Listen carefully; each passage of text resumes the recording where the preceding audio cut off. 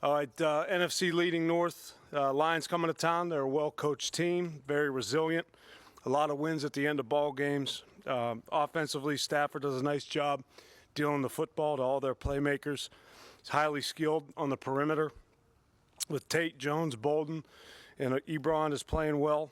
Riddick has the complete skill set at the running back position, has a lot of targets out of the backfield.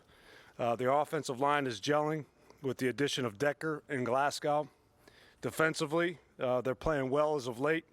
Last 7 ball games, they've given up about 16 points and have caused 10 turnovers.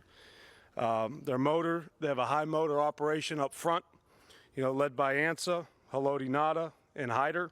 He's playing well for them. Levy is getting healthy, and he's back in the groove at linebacker, and Whitehead's playing at a high level. Slay's coming into his own, and Quinn really holds it all together back there. He's a communicator. Special teams, they have a dangerous returner in Roberts and a strong kicker-punter combination in Prater and Martin.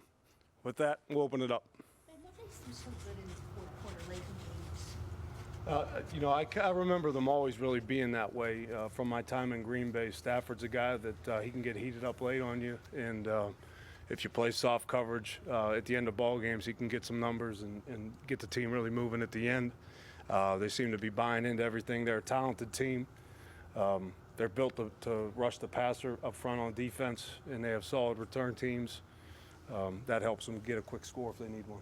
How do you approach and look at it with Stafford's hand being the way it is? Again, we all have to play in the same weather out there. From what I hear, he is a little bit dinged with his finger, but we all have to handle the elements on Sunday. And just going back to the fourth quarter, defensively, I think they have a league leading 5 interceptions in the last couple of weeks. What do you think they did at the end of the game defensively that you've seen? You know what? They do a nice job with their 2-shell coverage. They do a good job really making everything look the same with the way they disguise. They'll bring a little bit of pressure there. They're not a big pressure team, but they'll try to lull you asleep, make everything look the same, and they'll hit it from depth. But they have good ball skills. That helps picking the ball off. Coach Spagnuolo spent a little time with Jim Caldwell in Baltimore. Does that give you guys a little bit of an advantage? You could learn from him, learn his scheme a little bit? Their scheme is really, as long as they've been there, it really tailors to the players that they have on offense now. So I think the scheme has really changed. It's a combination of what they do in New Orleans, a combination of what they've done in Baltimore, and a combination of the old Indy schemes. Ben, I think you mentioned on Monday the rule of 53. You said the runs plus completions, right? What do you see as the chances of winning if you do that, and why is that something you believe in? It increases your opportunities for attempts at the plate. It moves the chains a little bit more. You don't have to rely as heavily on third down when you complete the ball on first and second down and get a lot of rush attempts. And it gives you a good opportunity dating back to my time in Green Bay to win the ball game.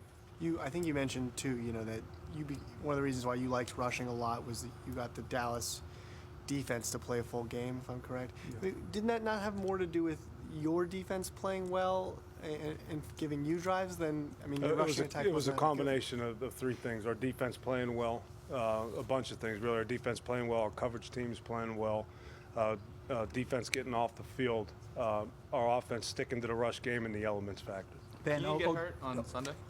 Say it again? Keenan get hurt on Sunday in the game? Keenan is working through his shoulder right now. This is something he's had in the past, shoulder injuries, just the same thing connected to that, or? It's chronic.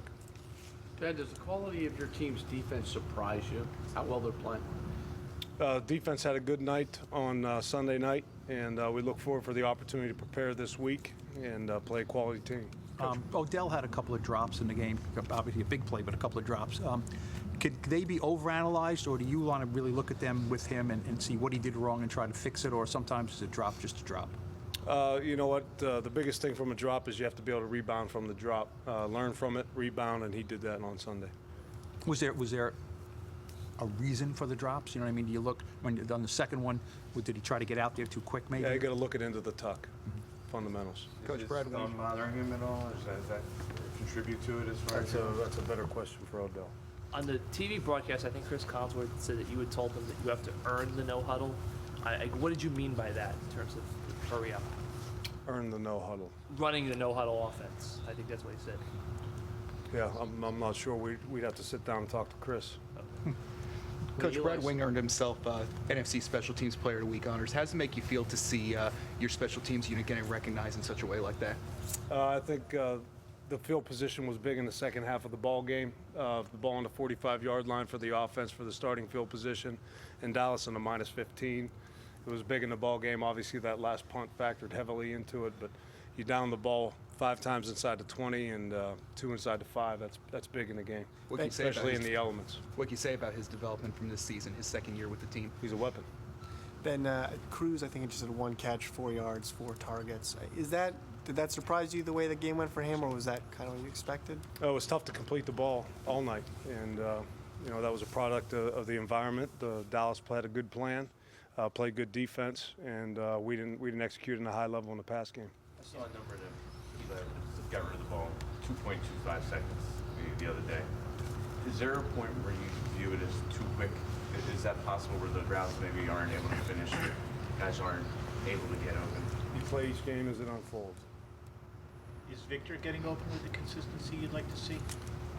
We need to get better separation in the pass game. We need to protect better, and we need to make great decisions in the pass game, and we need to throw it better. Eli said several times yesterday, Coach, that he's got to play better. When you hear your quarterback come forward and admit that or talk about that, what's your reaction?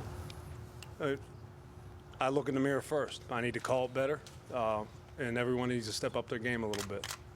You've used 6 offensive linemen situationally. Would you consider using that more, given the pass protection struggles you've had? Possibly. Do you think that's a package that is best reserved for situational, or could you run that every down, I guess, in a game? Yeah, you have to be careful what you do every down when you limit yourself as far as the number of receivers you can get out, but maybe able to get a tackle out too. How do you view Justin Pugh's chances of making it back this week? He was limited today. You know what happened in Philly over the weekend and with your injury report with Zach and Mark, your depth chart at snap?